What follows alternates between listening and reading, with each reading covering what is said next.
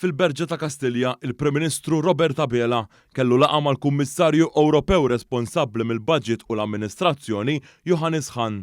F'din il-laqa ġew diskussi it-ħejjiet biex issir evalwazzjoni ta' nofs it-terminu tal-budget tal-Unjoni Ewropea sal-2027.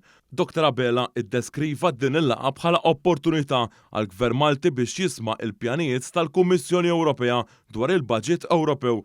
F'waqt li spjega il-prioritajiet ta' pajjiżna għal dak li għandu x'jaqsam mal-investiment ta' fondi Ewropej fis-snin li ġejjin.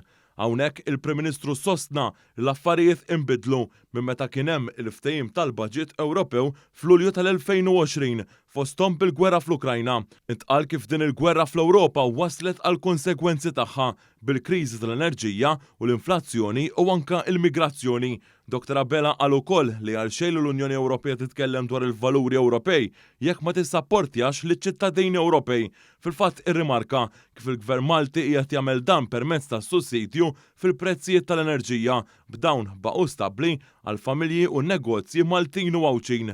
Il-Prim Ministru saħaq li pajjiżna se jkompli jsostni it-tkabbir ekonomiku biż-żieda fiċ-Children's Allowance u anke żieda fl-istipendju biex bekk aktar żgħażagħ ikomplu jistudjaw. Meta tkellem dwar il-livell amministrattiv tal-Kummissjoni Ewropea u l-istituzzjonijiet Ewropej, il-Prim Ministru Robert Abela saħaq dwar l-importanza li għal karigi għolja ikunu ikkonsidrati bis-serjetà wkoll ċittadini li ġejjin minn pajjiżi żgħar bħal Malta. Preżenti wkoll għal din il-laqa fil-Berġa ta' Kastilja kien hemm il-Ministru għall-Finanzi Clyde Caruana u s-Segretarju Parlamentari għall-Fondi Ewropej Chris Bonnet.